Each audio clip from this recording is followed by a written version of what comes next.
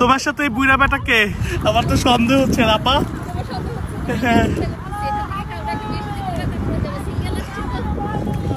বন্ধুরা এবার লায়লার সাথে দেখা গেল একটা বুড়া বেটা, যেই লায়লা মামুনের জীবনটা নিয়ে চিনিমিনি খেলতেছে। এবার সেই লায়লারও ভিডিও ভাইরাল হইতেছে। ভিডিওতে দেখা যায় লায়লা একটা বুড়া বেটার সাথে সমুদ্রে নামছে, যেই লায়লা কিনা লাইভে এসে চিল্লাই চিল্লাই কান্না করে বলতো।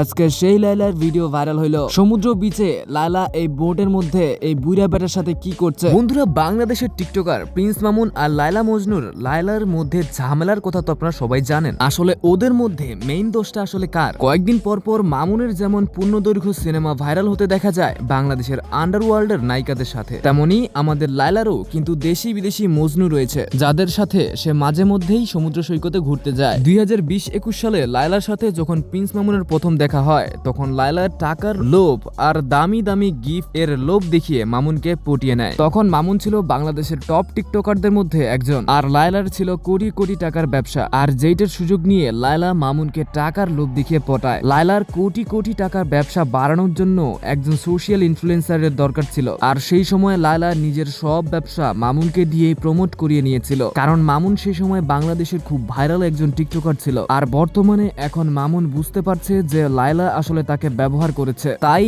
এখন মামুন আর লায়লার সাথে থাকতে চাইছে না। তাছাড়া লায়লা একটা 50 বছরের বুড়ি, আর কে চাইবে একটা বুড়ির সাথে সংসার করতে? এছাড়াও লায়লা এর আগে 2টা বিয়ে করে সংসার ভেঙেছে, তাই মামুন আর লায়লার সাথে এক মুহূর্ত থাকতে চাইছে না। ওদিকে লায়লাকে মামুন ছেড়ে গেলে লায়লার ক্ষতি হয়ে যাবে, তাই লায়লা মামুনের নাম ডুবাতে একের পর এক মামলা করে যাচ্ছে মামুনের নামে, যাতে মামুনকে সবাই পছন্দ না করে, আর মামুন বাধ্য হয়ে লায়লার কাছেই ফিরে আসে। তো বন্ধুরা লায়লার মতো মহিলার কাজে আপনার মতামত কমেন্টে জানাতে পারেন, আর ভিডিওটি কেমন লেগেছে সেটা কমেন্ট করে চ্যানেলটিকে সাবস্ক্রাইব করুন।